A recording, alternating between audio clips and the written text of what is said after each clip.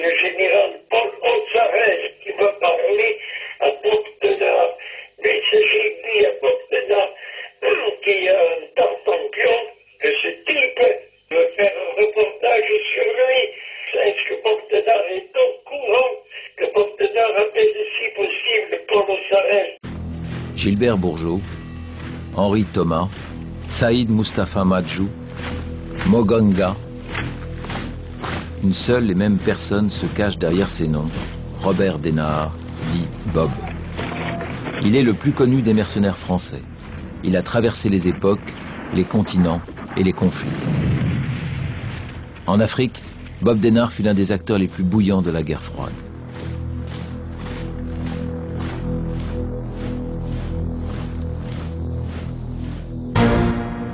Les batailles, c'était avec et sans bavure. 40 ans de combat pour de bonnes et de mauvaises causes. Il a fait le coup de feu, il a tué, directement ou par personne interposée. Du sang sur les mains, Robert Denard en a forcément. La guerre, c'est la guerre. Si tu tues pas, t'es mort. Parce que celui d'en face, il te tire dessus aussi. J'en ai laissé quelques-uns derrière moi, alors donc ça, il faut pas toucher, c'est pas la peine. Faut pas me piquer avec ça, c'est trop sérieux, je dirais. On ne peut pas revenir sur le destin.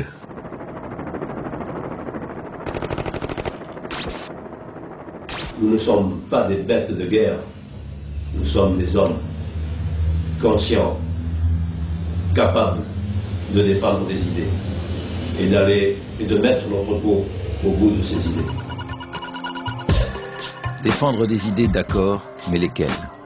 Du Maroc au Kurdistan, en passant par l'Afrique noire et les Comores, Bob Denard a servi bien des drapeaux et a défendu bien des causes. Quel point commun entre ces combats, si ce n'est une quête romantique de l'aventure et la fascination de la violence et un goût certain du pouvoir? Robert Denard se définit comme un corsaire de la République. Une République qui, elle, ne l'a jamais reconnue officiellement. Une chose est sûre, Denard est un soldat, mais un soldat de fortune au service des plus offrants. Robert Denard aura été tout au long de sa vie un volontaire spécial, choisissant lui-même ses missions. Seigneur de la guerre, meneur d'hommes, dans une armée traditionnelle, il aurait certainement gravi les échelons. Mais le colonel Denard était un mercenaire, un soldat servant pour de l'argent, un gouvernement étranger. On peut toujours dire que c'est un assassin, on peut toujours dire que c'est un comploteur. Il a agi avec un grand cœur. Et ça, c'est l'une des plus grandes qualités de Robert Denard, de Bob Denard. Il a tué l'espoir des générations des Comoriens. C'est un homme, Monsieur Denard, le jour où il me dira « j'ai besoin de toi », je ne lui dirai jamais combien, où, pourquoi et comment j'irai. C'est l'instrument d'une prédation. C'est le type d'exécutant qu'on envoie pour maintenir la prédation. Un prédateur, Robert Denard, sûrement, mais dont la vie est digne d'un roman d'aventure. Un roman qui commence dans le sud-ouest, il y a 76 ans. Ah, c'est ma mère, et en dessous c'est mon père. Oui. C'est moi à côté, et puis en bas. C'était une femme qui avait quelque chose de doux et mon père c'était un sauvage quoi. Il avait fait la guerre, de 39-45 et 14-18, je sais pas. Robert Denard est né le 7 avril 1929 à Graillan-l'Hôpital, près de Bordeaux. Petit, sa mère Marguerite lui racontait la Chine. Elle et Léonce, le père de Bob, y avaient vécu quelques années plus tôt. Léonce, un soldat qui avait passé plus de 20 ans dans l'armée coloniale. Nous sommes en juin 40 et le petit Robert joue à la guerre. Déjà, les premiers traits de son caractère se dessinent. Mon père, je le respectais, et ma mère, il fallait pas toucher, quoi. Un jour, je sais qu'il avait agressé ma mère. Et à ce moment-là, moi j'ai eu rouge. Je devais avoir 12 ans à cette époque-là, 12-13 ans à peine, quoi.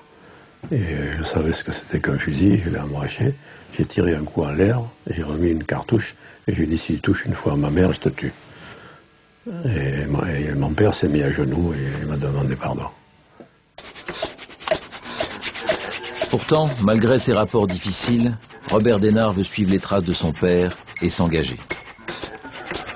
En octobre 1945, ils se rendent tous deux à Toulon, où le jeune Robert intègre l'école des Mousses.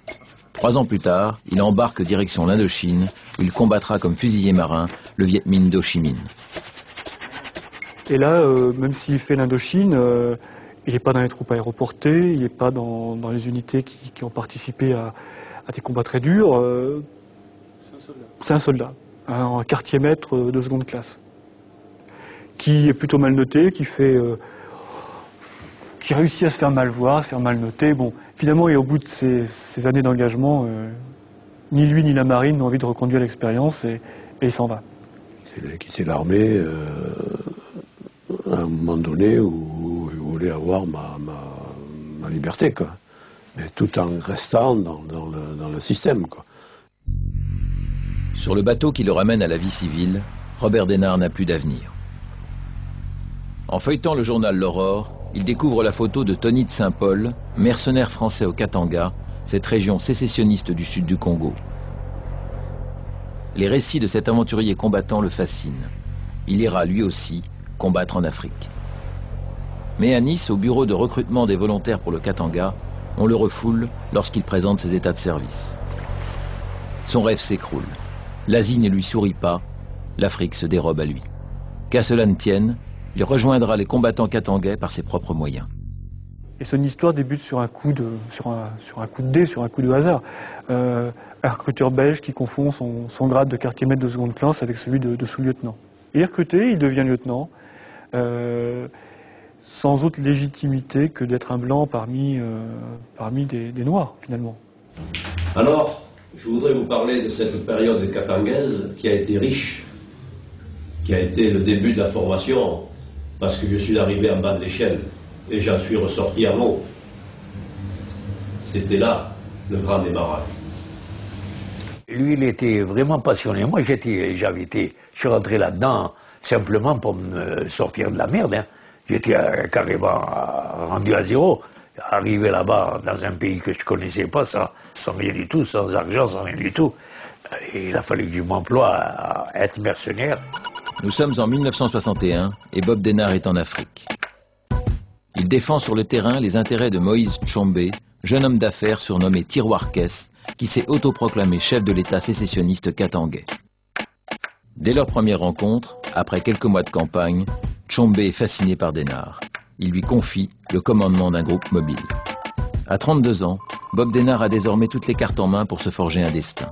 Des hommes, un passeport diplomatique, un chef d'État qui lui fait confiance et un soutien discret des services français.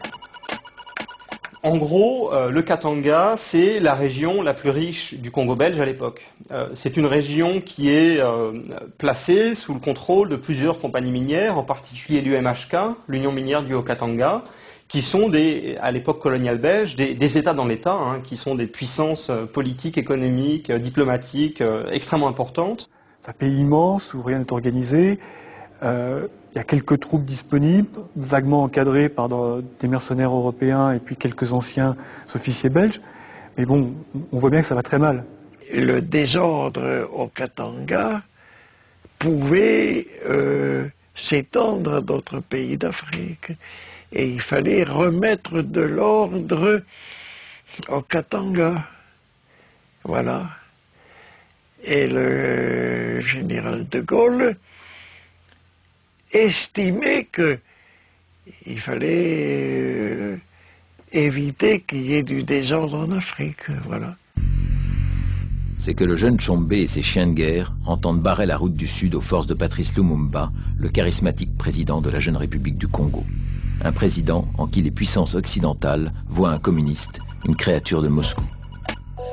Sur le terrain, Bob Denard commande une vingtaine de mercenaires européens et quelques 150 katangais, soit le tiers des forces de Tshombe. Par son sens méticuleux de la discipline, il s'impose comme un véritable chef. Son objectif, le contrôle de la production minière katangaise. Les combats sont durs, les contre-offensives succèdent aux offensives, les victimes civiles sont nombreuses. Assez pour que l'ONU interpose ses casques bleus entre les belligérants. Ça vous est arrivé des fois de masquer votre peur? Si tu masques ta peur, tu fais plus rien. Si tu masques ta peur, c'est tes jambes qui coupent. J'en ai vu des gens comme ça, à qui j'ai dû donner des coups de pied dans le cul parce qu'ils avaient peur. Et alors j'appelais un type à moi, et puis on le sortait, puis on lui foutait un grand coup de pied dans le cul, puis il courait. Puis on tirait un coup à l'air, et c'était terminé. Hein, le mec, après, il avait des couilles, quoi. Hein. Puis après, en définitive, quand il y a des trucs comme ça, il ne faut pas être derrière, sinon t'es le guignol. Il faut être devant. Face au casque bleu, une seule solution pour les hommes de Denard, le repli et les actions de guérilla. Comme ce jour où Denard donne l'ordre à Guy Maury de faire sauter la voie ferrée qui relie les mines du Haut-Katanga au reste du pays. Il demande même à l'Union minière de lui envoyer un peu de dynamite. Ils m'ont envoyé un wagon avec 10 tonnes de dynamite. J'ai fait passer le wagon devant et le train poussait. Il y avait une petite côte et puis après une légère déclivité. Alors, si on arrive à la déclivité, le wagon filait le camp tout seul sur le pont. Le premier coup, ça n'a pas marché. Le wagon est revenu sur la gueule du chauffeur de la loco. Putain, le pauvre type, il était affolé. Hein. Mais j'étais à côté, j'étais obligé de lui taper dessus. Il voulait foutre le camp. Enfin, on a réussi à tenir le coup. Et je l'ai fait repousser. Un bon élan, là, c'est passé. Le wagon a foutu le camp sur le pont. Après, on a essayé de le faire sauter avec les bazookas. Mais les fusils nous sautaient presque dans la gueule. Alors, on n'a pas hésité. Et c'est là que Denard m'a accompagné pour me couvrir avec un fusil mitrailleur. Alors, je suis arrivé au wagon, je suis rentré, j'ai foutu mes détonateurs, j'ai allumé, j'ai battu une retraite clopinante pour rejoindre Denard. Et après, on s'est barrés tous les deux. Mais on n'a pas été loin. La détonation nous a gagné de vitesse. Il nous est tombé des morceaux le pont était complètement éclaté. Ça tombait de tous les côtés, putain. On ne savait plus où se mettre. On a regagné notre locomotive. Et là, ça a été tranquille, là. Malgré les coups de main de ces mercenaires, Tshombe est contraint de capituler en 1962. Bob Denard et ses Katangais fuient vers l'Angola avec armes et bagages. Immédiatement désarmés, ils sont expulsés vers la France. Pour ces soldats de fortune qui se veulent les défenseurs de l'Occident face à l'ogre rouge, la désillusion est amère. De retour en France, ce sont les gendarmes qui les accueillent pour les interroger. Certains ont été embêtés à leur retour en France. Ils ont été embêtés, mais le ministre de l'époque, M. Mesmer, est intervenu et ça s'est arrêté pile. On les a plus emmerdés. Ils étaient totalement couverts, même si ça se passait mal?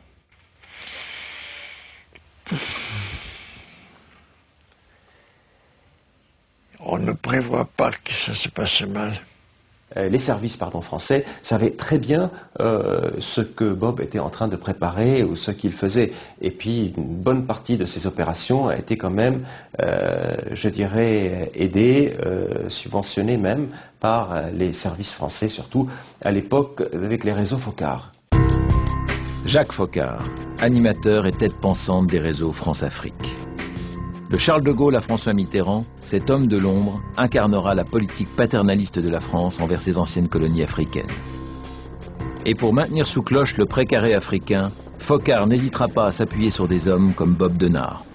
Jacques Focard est allé le chercher et puis il l'a promu d'abord au Congo-Zaïre, enfin ex-Zaïre, aujourd'hui Congo, et puis progressivement a accompagné toute sa carrière en lui donnant des missions, officiellement comme un indépendant et puis officieusement au service de la DGSE.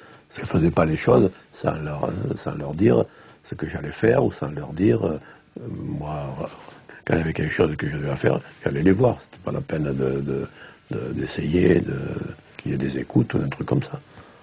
Il a toujours estimé qu'il agissait dans le cadre des intérêts français. Qu'il avait une lettre de marque comme un corsaire. Alors même si les corsaires avaient une vraie lettre de marque signée, rédigée, avaient un vrai document, lui passait des contrats, je dirais, verbaux. En tout cas, il ne devait jamais aller à l'encontre des intérêts nationaux.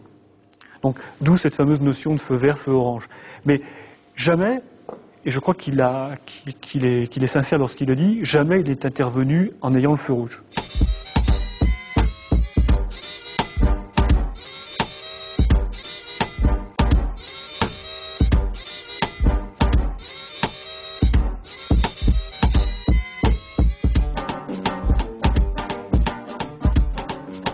Ici, je suis tranquille, personne m'emmerde, quoi. Non, c'est moi qui ai tout arrangé ça, tantôt avec ma femme, tantôt tout seul, et puis on a coulé ça partout, quoi. Puis ça permet d'avoir tout, partout où on est passé, pratiquement, quoi. Ça, c'est des gadgets, hein. C'est des armes, ouais, ça fait pas mal, ça, un coup dans le cul, ça fait pas mal, quoi. Ouais, c'est des billes.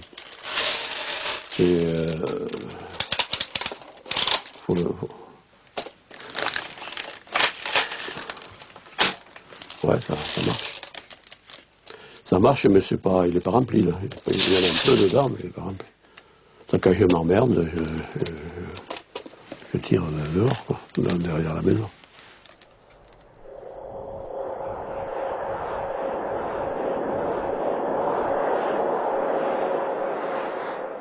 Mais quand vous signez des contrats, c'était avec qui? C'est rien du tout. Oui, mais quand vous dites signer un contrat? Oh, c'est un contrat moral. Contrat moral. C'est tout. J'ai mis une signature quelque part. Tu vis avec moi au Yémen, oui d'accord, je vis avec toi au Yémen.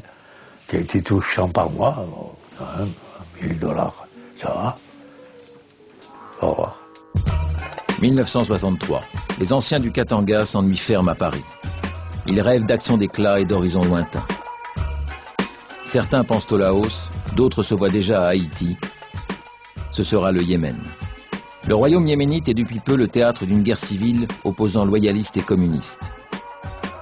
Lorsque l'Égyptien Nasser dépêche un corps expéditionnaire de 40 000 hommes pour soutenir la rébellion, le Quai d'Orsay organise discrètement le recrutement de volontaires capables d'encadrer les troupes yéménites fraîchement armées par l'Arabie Saoudite.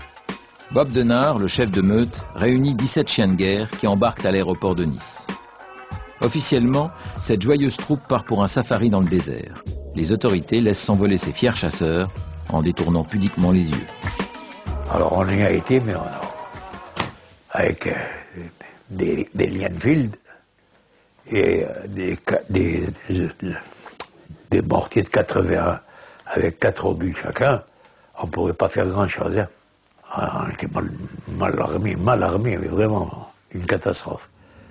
C'était aussi une folie. Nous étions 17.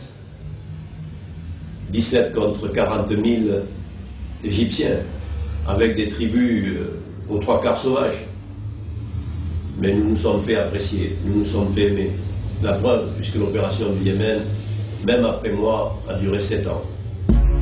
Cette guerre aboutira à la partition du Yémen en 2 zones, le nord royaliste et le sud communiste. Bob Denard ressort militairement grandi de cette expérience. Il est désormais un véritable chef de guerre. Sur le terrain, il a tissé des liens étroits avec les Yéménites et s'est pris d'affection pour cette terre d'islam. Mais Bob Denard a déjà la tête ailleurs. Moïse Tchombe, le leader katangais, a repris les armes. Du côté du Katanga, il y a encore une série de tensions, en particulier dans le nord du Katanga. Le gros problème de l'armée congolaise à cette époque-là, c'est qu'en fait, elle a été très très sévèrement endommagée par tous ces troubles, et qu'il faut récupérer une capacité d'action assez vite.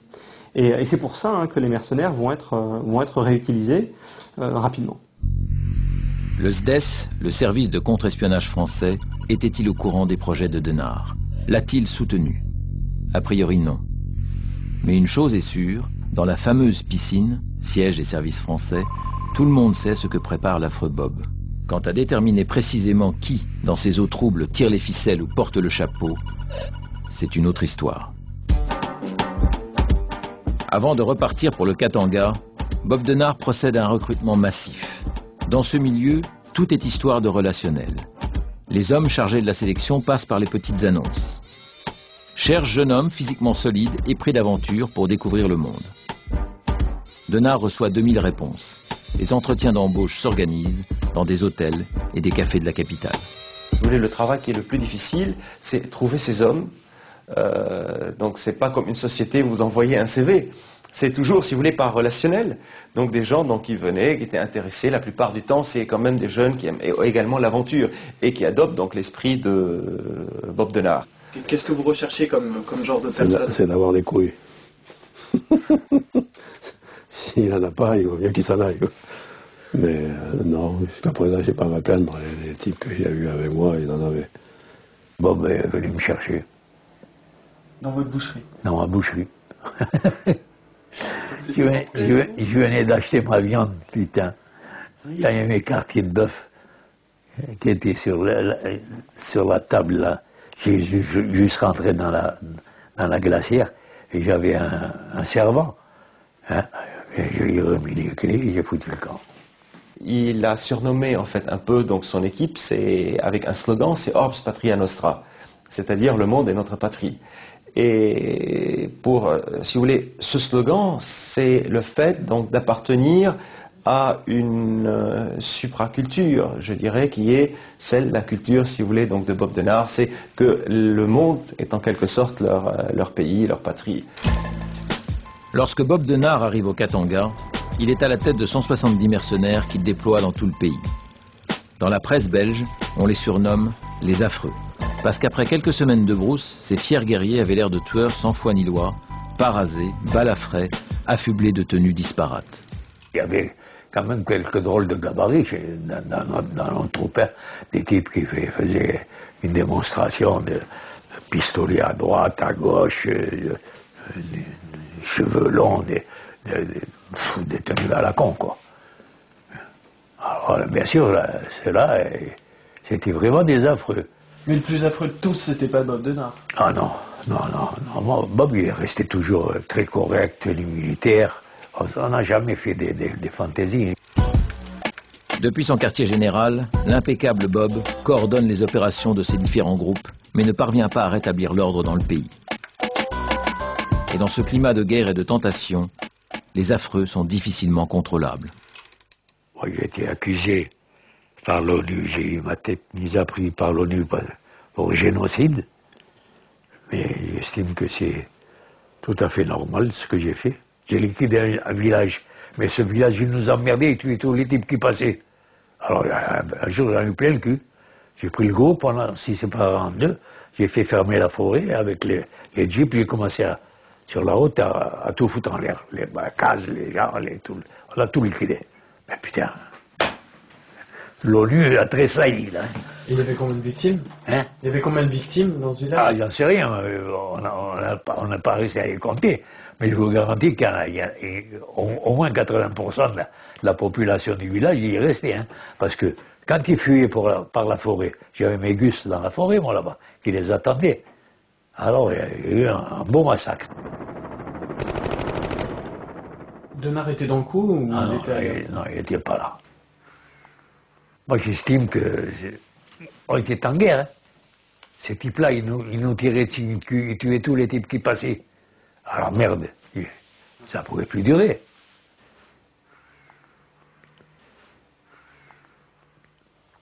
Voilà, je n'ai pas un seul regret. On en fait assez chier, ces putains de Congolais, ouais. Et de Katangais, des Balouba. Hein. Le passé, c'est le passé. Faut pas essayer de touiller la merde, quoi. C'est pas logique. J'ai vu des choses qui sont dures. Et tu crois que je vais les sortir et puis parler non, c'est pas possible. Ça reste là, tu vois. Ça ne peut pas sortir.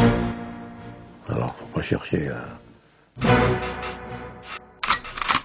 Ne pas chercher, mais chercher quoi? Ce qui animait ces fiers guerriers alors qu'ils massacraient des civils désarmés, et ce qui les pousse des années plus tard à balayer d'un revers de main les accusations de génocide portées contre certains d'entre eux. Ils étaient jeunes, exaltés, incontrôlables. Mais il défendait aussi une cause, celle de l'Occident, face à la barbarie communiste, quitte à se comporter eux-mêmes en barbares. Est-ce que c'est obligé d'être extrême droite pour être mercenaire? Pour l'extrême droite, je crois que le plus prononcé, c'est moi. Jusqu'à la montée du Front National à partir de 83, il n'y a pas de débouché politique, pas de perspective pour l'extrême droite. Par conséquent, tous ces gens-là qui ne sont pas adaptés à la vie dans notre société, puisqu'ils récusent, la démocratie les révulse, sont prêts à se vendre au service du plus offrant pour l'aventure, la virilité, pour leur fascination de la violence, pour aussi donner libre cours à leurs pulsions, y compris racistes. Un mercenaire envoyé en Afrique, quand il est d'extrême droite, c'est du pain béni, il va casser du noir, très concrètement. Au niveau politique, vous vous en foutez de la politique? Totalement. Pourquoi? Parce que j'ai pas... Avant, oui, peut-être, mais maintenant, qu'est-ce que je vais faire de la politique? On verra. Il y a d'autres choses à faire que la politique. C'est pas un type qui vient de la gauche. Il a un anticommunisme profond, il a mouillé dans des choses qui sont liées de toute évidence à ce qu'il y a de plus dur à droite. Et il est clair que Bob Denard est très à l'aise avec cette mouvance politique. Bob Denard, il n'a jamais fait de la politique. Mais il a ses idées politiques. Il a son idéal, pas ses idées politiques. Il vous dira son idéal à l'époque. Donc c'était la lutte contre le communisme et puis la défense des intérêts de la France. Ça l'intéressait la politique ou... Sa politique. Ah. Sa politique. C'était quoi sa politique? Arriver à être quelque chose de grand. Après la Seconde Guerre du Katanga, Bob Denard n'est plus un chef de bande, mais une personnalité qui compte, décriée par certains, adulée par d'autres. Les chefs d'État africains et les services français font régulièrement appel à lui. Il conseille, organise, s'immisce dans les affaires. Comme un bon consultant, il enchaîne les contrats. Vous avez besoin d'une assistance? Bob Denard répond présent. Finalement, peu importe le contexte, il fonce tête baissée, droit devant. 1968, Bob Denard monte une opération pour livrer des armes au Biafra. 1970, il est au Gabon où il forme les troupes d'Omar Bongo. 1972, pour freiner l'ascension au pouvoir du colonel Kadhafi, il prépare une expédition en Libye. Dans la foulée, il passera 4 mois au cœur de la résistance kurde.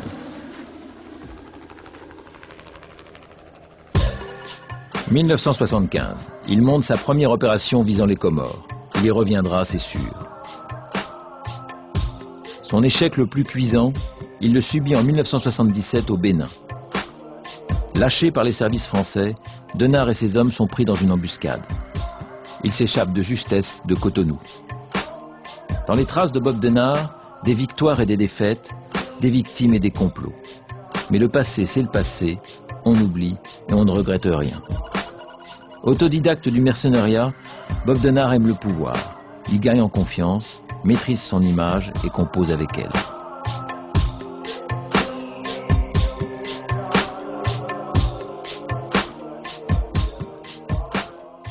Là, il y a marqué « Enfant Robert Denard ». Où ça? Il y a marqué « Reconnu » à côté. Je sais pas pourquoi j'ai mis ça, mais enfin... Ouais, c'est les enfants que j'ai reconnus, ça veut dire que j'ai vu que... Mais il y a un enfant que vous n'avez pas vu. Ouais, c'est le fameux Léonce. Il a 8 enfants, des mères différentes. Donc il y a les fils... Mais c'est la vérité. Il y a les fils aînés qui est Philippe. J'ai pas dit que c'était pas la vérité. Et puis il y a eu Katia, dont ma fille. Et après il y a eu d'autres, mais avec des mères différentes. À chaque fois, il y avait un petit break. Alors, ben voilà quoi. Jusqu'à... Il y en a eu combien? Ah bon? J'ai pas compté tout le monde, j'ai dit, il y a eu plusieurs. Il y a 8 enfants, ben, je vais pas citer, c'est pas moi de les citer, ni leur mère. C'était des femmes. Il était très beau, c'est vrai. Ah, merci quand même. Mais c'est la vérité. Ben oui. Ouais. Si, il y a toutes les filles qui lui couraient après et tout. C'est pour ça que ma mère disait, mais tu ne seras pas heureuse avec lui. Parce que j'ai dit, mais non, moi, c'est pas pareil que les autres. Quand on est jeune, on croit à l'amour. Voilà. 1978. Robert Denard a 50 ans et les traits de sa personnalité se durcissent. Ses hommes le surnomment déjà le vieux. Et la presse parle de sa vieille garde. Mais le colonel Denard est encore plein de ressources. Sa prochaine cible, un archipel qu'il connaît déjà, les Comores.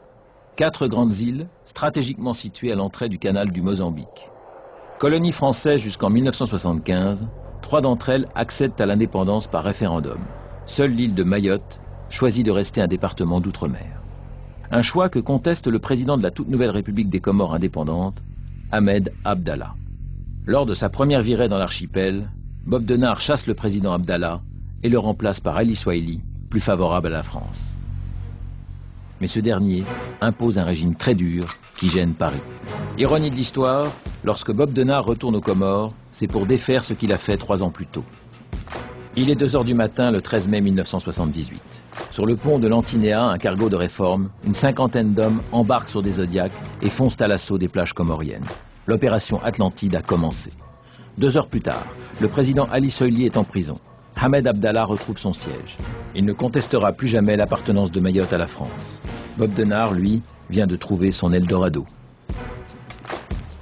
Je me rappelle, Bob Denard est arrivé avec des treillis, des militaires, avec une Citroën décapotable. Il est pris comme étant le sauveur. C'était le seigneur. Il est revenu comme un seigneur, acclamé par la foule puisque la population n'en pouvait plus. Bob Denard, seigneur de guerre, est le premier surpris par cet engouement populaire. Sur les banderoles portées par la foule, il peut lire « Vive les co-présidents ».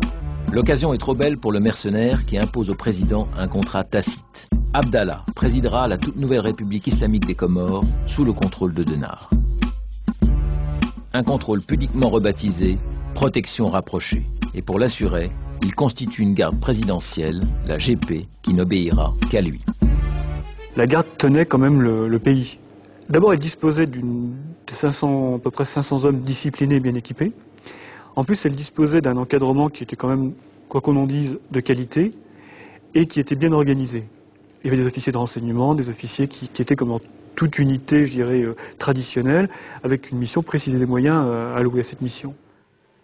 Donc la garde présidentielle qui était entraînée par Bob Denard, à la tête duquel se trouvait Bob Denard et puis ses hommes, ont recruté sur place, aux Comores, des Comoriens. Mais enfin, il n'y avait pas une démonstration de force, il n'y avait pas les gars qui faisaient partie de la garde n'étaient pas des cow-boys, comme disait Denard, et puis il ne fallait surtout pas jouer le cow-boy, parce que là, c'est pas du tout le style de la maison, quoi.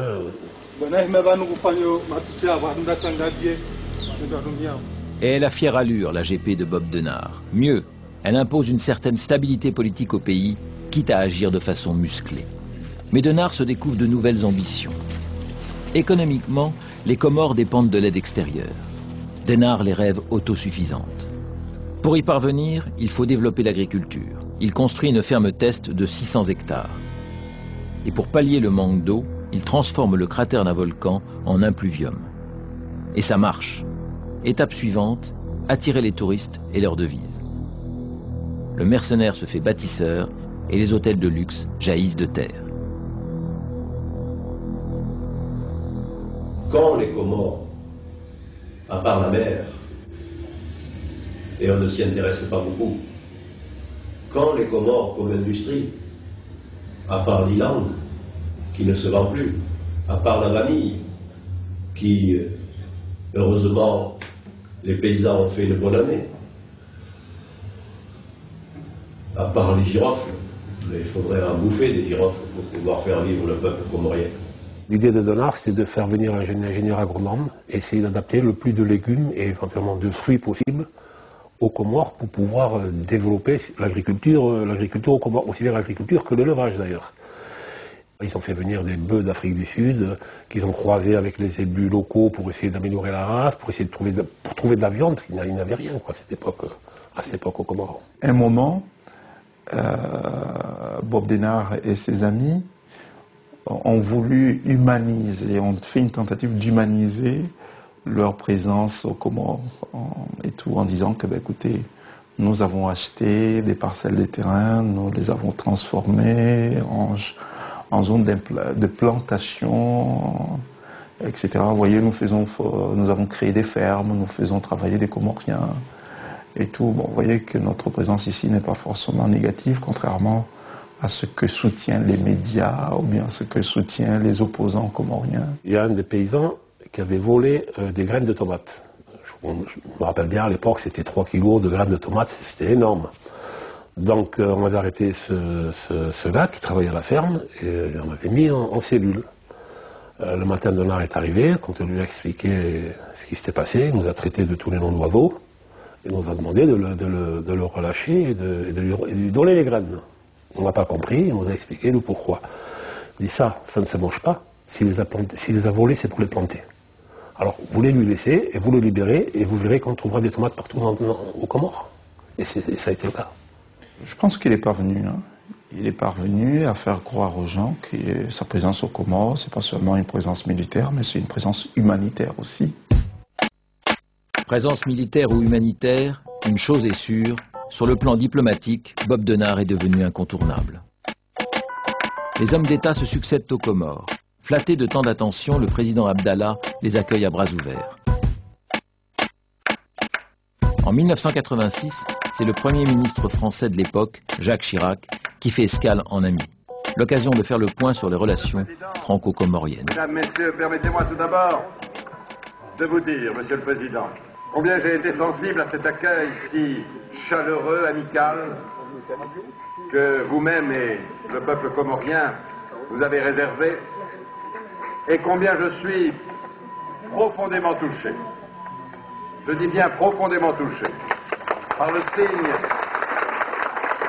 signe d'amitié et d'affection que vous avez bien voulu me donner en me faisant grand croix de votre ordre national, le plus ancien du monde.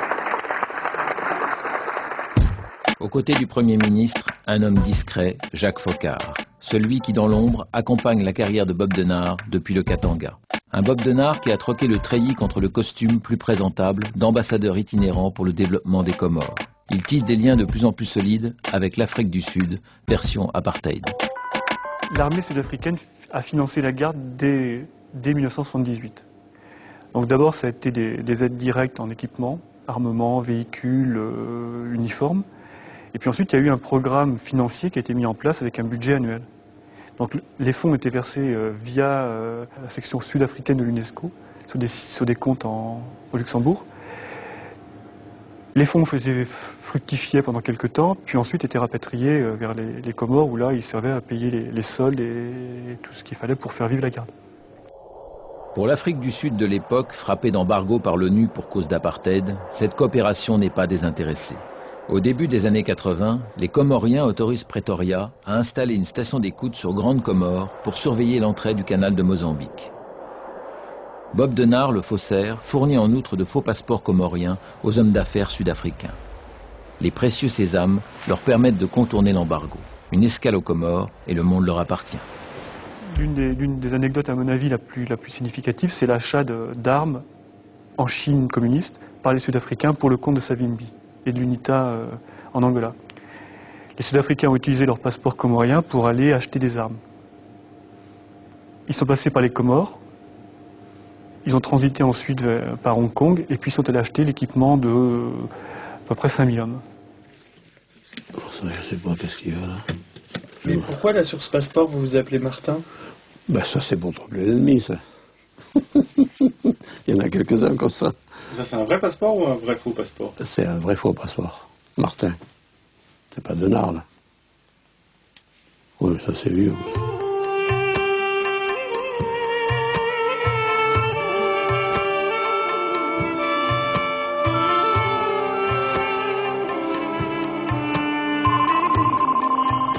Non, au Comores, à un moment, il s'est senti intouchable. Et il s'est converti à l'islam. Il a épousé une Comorienne. Et bon, il était chez lui. Mais tout ça, c'est une conversion opportune. d'opportunisme, hein, pour pouvoir justement maquiller tout ce qu'il faisait. Denard a développé ses affaires personnelles en créant la Sogecom, en faisant fructifier l'argent que les Sud-Africains versaient pour la garde, et puis en essayant d'utiliser cet argent pour ensuite aller prendre des contacts dans certains pays du monde, en particulier en Asie, pour essayer de créer des liens pour favoriser le développement économique des Comores. Son chiffre d'affaires de 78 en 1989 était évalué, estimé à 800 millions de francs français à l'époque. Bon, donc c'était une présence qui était fructueuse. Hein. Bob Denard n'est pas Mère Teresa. Hein. Est-ce que les Comoriens vous appréciaient? Je crois que oui. Je leur ai foutu quelques coups dans le cul, bien sûr, mais c'était pour les... Dans les Comoriens, ils dorment bien, quoi. Doucement le matin, pas trop vite l'après-midi, quoi. Les gens ont très peur de lui, hein. Ont très peur de lui, puisque... c'est la terreur, hein. La fidélité, il l'a eu avec ses hommes, est-ce qu'il l'a eu, selon vous, avec les Comoriens? Ah oui, ah oui. Et il disait toujours, il faut montrer la force pour ne pas avoir à s'en servir. Ça a été sa devise. Il y a toujours ces deux facultés, c'est depuis l'Antiquité grecque d'ailleurs qu'on parle, deux façons, si vous voulez, de faire respecter la loi. Soit par la peur de la loi, ou bien par l'amour de la loi. Et aux Comores, en particulier, ils avaient besoin ils étaient au stade de la crainte de la loi, de la peur de la loi. Et donc il fallait agir par une force, si vous voulez, pour leur faire respecter les institutions. Et c'est pour cette raison que certains Comoriens ont mal, si vous voulez, digéré, surtout le fait qu'une personne qui ne soit pas comorienne vienne en fait les prendre en main.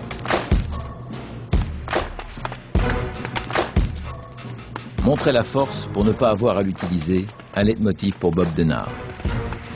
Ici, les membres de la garde présidentielle en manœuvrent dans la campagne comorienne. Mais ses ambitions sont bien plus grandes. Il veut créer une agence internationale du mercenariat. Une base arrière aux Comores, idéalement située, doit agir rapidement à la demande de n'importe quel chef d'État. D'avion en avion, Bob Denard réactive ses réseaux pour s'ouvrir de nouveaux marchés.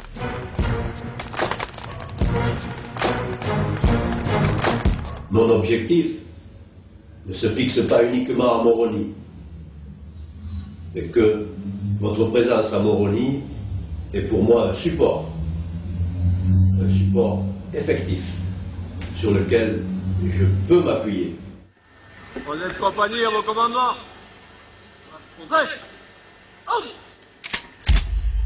Repos. Depuis son île au trésor, Bob le corsaire organise les coups de main. Ainsi, en 1982, on le retrouve au Tchad, aux côtés d'Hissène Habré, face aux Libyens de Kadhafi.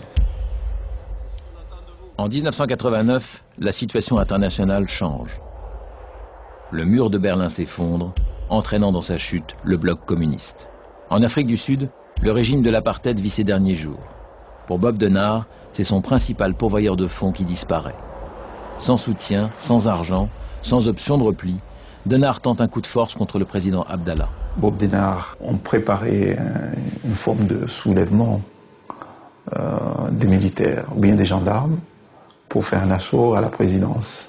Ils sont allés réveiller Abdallah pour lui dire bah, écoutez, vous êtes menacé. Il faut absolument signer ce document pour nous autoriser à prendre possession et des forces armées comoriennes, la gendarmerie et puis comment on appelle ça, le GP. Puisque si vous ne le faites pas, vous êtes menacé, ils veulent venir vous destituer. Et tout, Abdallah est monté dans sa chambre, dans son bureau avec son pyjama. Si vous voulez, la chambre, enfin le bureau du président Abdallah, il y avait des escaliers, j'étais en bas de l'escalier. Dans le bureau se trouve le président, un garde du corps, le commandant Marquez, qui est le commandant opérationnel de la garde présidentielle, le capitaine Siam et Bob Denard. Donc le scénario est assez simple, il faut qu'Abdallah signe l'ordre de désarmement des forces armées, ce qu'il fait. Moroni, le 27 novembre 1989, minuit 10. Ordre est donné à la garde présidentielle de désarmer les forces armées comoriennes. Les autorités civiles et militaires, en l'occurrence la gendarmerie, doivent leur apporter assistance à toute réquisition de leur part. Président Ahmed Abdallah. À ce moment-là, selon la version des trois hommes, ce garde du corps fait son entrée, considère que le président est menacé et utilise sa Kalachnikov, enfin veut utiliser sa Kalachnikov. En tout cas, une rafale part et le président est tué sur le coup. Qu'est-ce que vous entendez dans cette pièce qui est à côté Rien. Bon, je pouvais rien entendre. De l'endroit où vous étiez? Moi, ça tirait de tous les côtés. On entendait tirer de tous les côtés. Moi, j'étais en bas, j'interdisais l'accès, ou je protégeais, si vous voulez, l'accès au bureau du président. Je crois sincèrement que ni Denard, ni Malacrino, ni le capitaine Siam n'avaient prémédité la mort du président. En tout cas, c'était pas dans leur intérêt de tuer l'homme qui tenait à ce que la GP survive. Et sans la volonté d'Abdallah, il n'y avait plus personne, en tout cas, pour légitimer la survie de la garde présidentielle. La France voulait se débarrasser des mercenaires, et l'Afrique du Sud, en tout cas, avait déjà coupé les ponts financiers. Qui a tué le président Abdallah? La justice française, saisie du dossier, ne tranchera jamais et relaxera Denard, faute de preuves. En attendant, Bob et sa garde sont asphyxiés par l'ampleur des événements. Le ciel comorien s'assombrit. La nouvelle du décès du président se répand sur l'archipel. Une centaine de jeunes Comoriens descendent dans les rues de Moroni et réclament le départ immédiat de Denard et de ses hommes. Les plus fidèles alliés de son réseau se dérobent, jusqu'aux Sud-Africains qui s'indignent. Pour le Quai d'Orsay, Denard est devenu gênant. La France doit intervenir. Ça a été un branle-bas de combat, on a vu des bateaux arriver, on a vu des hélicoptères, des avions qui survolaient l'île, soi-disant le GIGN. Disons qu'il y a eu une mise en scène, quoi. Hein. À mon avis, ça a été une mise en scène. Puis on est parti, quoi. On nous a demandé de partir. Je suppose que M. Denard a eu des garanties en ce qui concerne ses hommes. Et une fois qu'il a eu ces garanties, on a accepté de partir, et puis voilà. Et il demande quelle garantie à ce moment-là? Déjà qu'on ne soit pas embêté en rentrant en France, parce qu'on était en majorité français. Je reconnais que je n'ai jamais été embêté en arrivant en France. Et puis je crois que c'est la première des garanties. Denard, en tout cas, a un beau geste, puisqu'il rassemble toute la GP, et il y a un discours qu'il fait devant ses hommes. Il est en civil, cravaté, et il dit adieu à ses hommes. Bon. Ensuite, la garde et les mercenaires prennent le départ pour l'aéroport international d'Ahaya. Et là, un Hercule sud-africain embarque tous les mercenaires. Je me rappellerai toujours, des Comores, on est parti en décembre 89 sur l'Afrique du Sud. Les 3 ou 4 jours que nous avons passé à l'aéroport de Johannesburg, il était avec nous. Quand on a embarqué sur l'avion à Johannesburg pour entrer en Europe, il était auprès de la passerelle. Et il m'a dit, Joël, on se reverra. Et on s'est revus et on continue à se revoir. Si Robert Denard ne rentre pas au pays, c'est que pour le moment, personne à Paris ne souhaite le voir revenir. Il restera seul 3 ans en exil à Pretoria. Et son passé finira par le rattraper. En 1993, il sera arrêté au pied de la passerelle de l'avion qui le ramenait en France. Jugé pour son coup d'État manqué au Bénin en 1977, il sera condamné à 5 ans d'emprisonnement avec sursis. Reclus en banlieue parisienne, l'homme vieillit. La rumeur le dit rangé des affaires. Est-ce qu'un mercenaire, ça peut être à la retraite? Pourquoi pas? Pourquoi pas? Je pense qu'il a eu une vie bien remplie.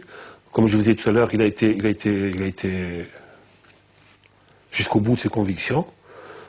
Il aspire à quoi maintenant? Non. Un mercenaire ne peut pas être à la retraite.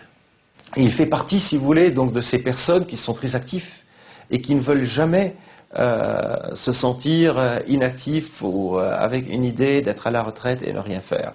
Il connaît tout le monde, il peut savoir qui est fiable, qui n'est pas fiable.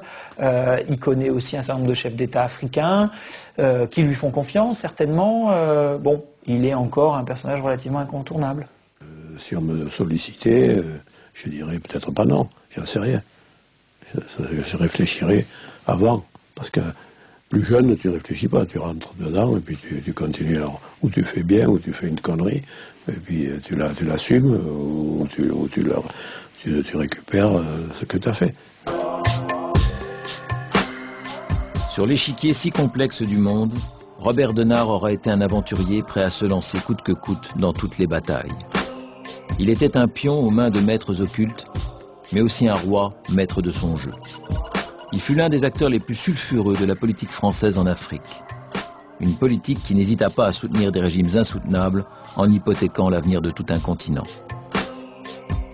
Mais avec la chute de l'Union soviétique, la disparition des vieux dirigeants africains et la perte d'influence de la France sur la scène internationale, la donne a changé.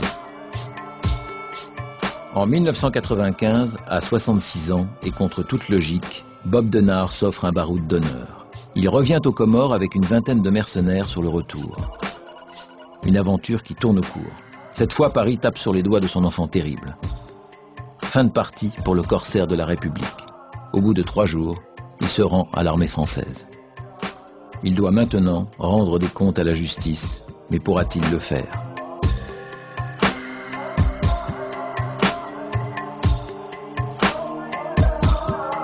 Pour son bien, pour le bon déroulement, si vous voulez, de la justice, j'étais obligé de déclarer sa situation de santé.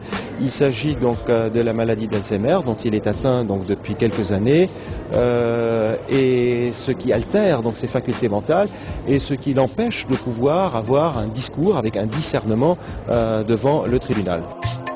Bob Denard ne semble plus aujourd'hui en mesure de répondre à la justice. Beaucoup pourraient bénéficier de cette situation. Son avocat, certains de ses compagnons de route, mais aussi tous ceux qui, dans les allées du pouvoir, l'ont laissé agir pendant près de 40 ans. Les hommes qui ont fait ça, qui ont donné les ordres à ces opérations mercenaires, sont toujours en place, ou sont toujours très proches. Alors évidemment, Mitterrand est mort, De Gaulle est mort, Jacques Foccart est mort. L'histoire continue à s'écrire, mais il faut un jour y mettre un terme. Vous savez, en démocratie, tout se sait, mais trop tard. Au siège du SDEC, service de documentation extérieure et de contre-espionnage français, le colonel Maurice Robert est le responsable du département Afrique depuis 1954. Cet officier a dirigé des commandos de partisans vietnamiens au Tonkin avant de s'intéresser à l'Afrique. Pour Paris, l'objectif est simple, tenter d'englober l'ancien Congo belge dans la sphère d'influence française. Le cobalt, le cuivre et l'uranium que recèle le sous-sol katangais n'y sont pas pour rien. J'ai commencé à suivre de très près les activités de Bob Denard et de manipuler, entre guillemets, Bob Denard par intermédiaire, jusqu'au jour où, très vite, je ne me rappelle pas l'année exacte, mais ça doit être 61 ou 62, j'ai pris un contact direct avec Bob Denard et lui ai proposé de travailler pour les services français. Ce qu'il a accepté. Et il est devenu, si vous voulez, un agent, mon agent. Et c'est quand il était avec Tshombe au Katanga que nous avons pu imaginer au Congo belge des actions contrecarrant les activités soviétiques. Et c'est une des principales actions menées par Bob Denard sous mon contrôle. L'action de contrôle, si vous voulez, des activités soviétiques au Congo belge. Et plutôt une activité de renseignement, une activité plus physique? Pour moi, c'était une activité de renseignement. Il n'y avait pas d'objectif physique à ce moment-là le concernant. Mais sa position était extrêmement intéressante.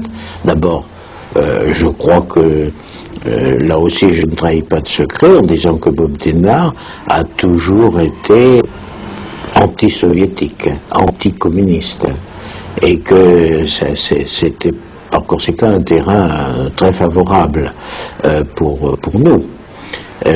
L'utiliser était relativement facile, ça entrait quand même dans sa conception d'une politique africaine de la France.